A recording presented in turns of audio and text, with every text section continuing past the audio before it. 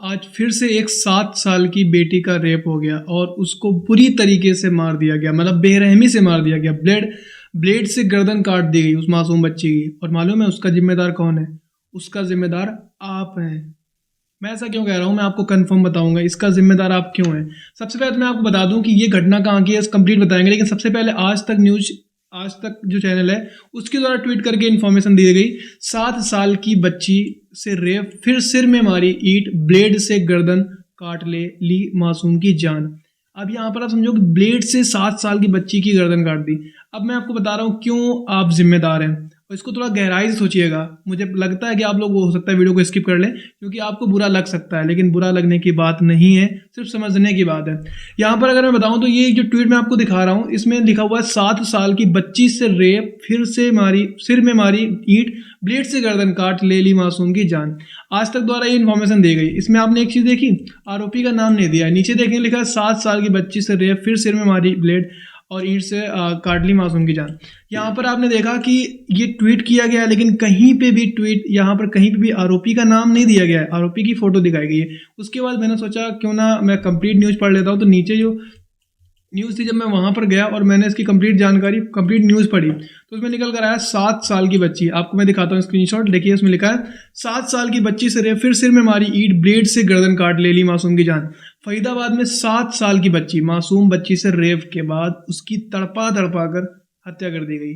आरोपी ने पुलिस को बताया कि रेप के दौरान चिल्ला रही थी बच्ची। आप सोचिए कि एक 7 साल की बच्ची, उसका रेप हुआ, रेप के दौरान वो चिल्ला रही थी तो उसने ब्लेड से उसकी गर्दन काट डाली। कितनी बेरहमी से मारा होगा। फिर उसके सिर पर ईंट मारकर हत्या कर दी और सौर अरावली के जंगल में फेंक दिया। अब मैं ऐसा क्यों कह रहा था कि इसके जिम्मेदार आप हैं। इसमें कंप्लीट न्यूज़ को आपको पढ़ के सुनाऊंगा। इस पूरी न्यूज़ में कहीं पे भी आरोपी का नाम नहीं है। घटनाएं रोज होती हैं, घटना करने वाले भी रोज अलग अलग धर्म से बिलोंग करते हैं, लेकिन उनको पता होता है कि अगर कोई आरोपी मुस्लिम होगा तो समाज उसका बहिष्कार करता है, समाज आवाज़ उठाता है। लेकिन जैसे ही किसी हिंदू का होगा तो ऑटोमेटिक मीडिया उसके सपोर्ट में आ जाती है, क्योंकि मीडिया उसका नाम हाईलाइट नहीं करती। यही एक रीज़न है कि उन्हें बल मिलता है ऐसे काम करने की। अगर मैं बताऊं, पिछले कई दिनों से कई सारे ऐसे मामले आए हैं जिसमें इन्वॉल्व एक हिंदू है। मैं ये नहीं कहता कि हिंदू धर्म खराब है, मैं सिर्फ इतना कह रहा हूँ कि हम लोगों के अंदर इतनी नफरत पैदा कर दी गई है जिसकी वजह से हमारी ही बच्ची के साथ गलत होता है। लेकिन अगर आरोपी हिंदू है तो सोशल मीडिया में या अलग अलग जगह पे नहीं फैल पाता। इसका जिम्मेदार कौन है? आज किसी और की बेटी के साथ हुआ है, कल किसी और की बेटी के साथ, और परसों आपकी भी बेटी के साथ ये हो सकता है। इसके जिम्मेदार कौन होंगे? आप, क्योंकि इतनी नफरत बढ़ ली है। नीचे हम दिखाते हैं पूरी इन्फॉर्मेशन, अगर आप रीड करेंगे पूरे में कहीं पे भी आरोपी का नाम नहीं दिया गया। इसमें लिखा हरियाणा के फरीदाबाद में 7 साल की मासूम बच्ची के से रेप के बाद उसकी हत्या कर दी गई। पुलिस ने सीसीटीवी कैमरे की फुटेज के आधार पर आरोपी को पकड़ा। अदालत में पेश करने के बाद पुलिस आरोपी की रिमांड पर लेने की तैयारी कर रही है। एक चीज देखा हमने, आरोपी को पुलिस ने पकड़ भी लिया है, उसके बावजूद आरोपी का नाम नहीं बताया गया।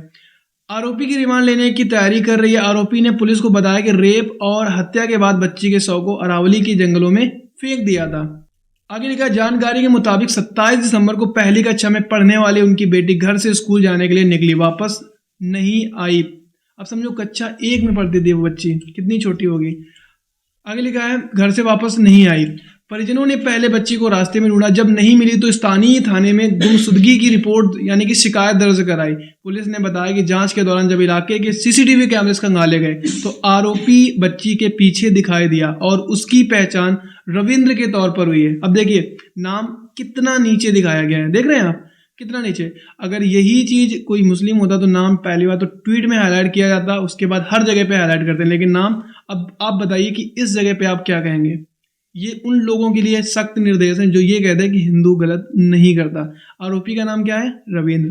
मुझे नहीं लगता कि रविंद्र नाम का लड़का कोई मुस्लिम हो सकता है जो उसी के इलाके में रहने वाला। सीसीटीवी के बिना पर पुलिस ने आरोपी को हिरासत में ले लिया और सख्ती से पूछताछ की तो उसने चौंकाने वाले खुलासे किए। आरोपी ने पुलिस को बताया कि उसने बच्ची को अकेला जाता देखा तो स्कूल के रास्ते में पढ़ने वाले अपने मकान में जबरन खींच लिया और उसका रेप किया। रेप के दौरान बच्ची चिल्लाई तो उसका गला दबाया, फिर ब्लेड से बच्ची का गला रेत दिया। इतना ही नहीं, उसने बच्ची के सिर पर ईंट मारी।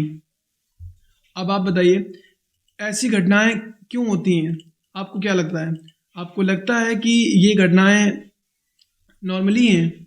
इस घटना के पीछे सबसे बड़ा रीज़न है आप खुद, क्योंकि आप लोग इस न्यूज़ को जब ये न्यूज़ आई होगी ना तो सबसे पहले आप ये खुद देख रहे होंगे आरोपी कोई मुस्लिम तो नहीं है। काफ़ी लोगों ने ट्वीट भी कर दिया नीचे, मतलब न्यूज़ उन्होंने पूरा नहीं पढ़ा तो नीचे क्या लिख दिया, ये कोई पंचर पुत्र ही होगा।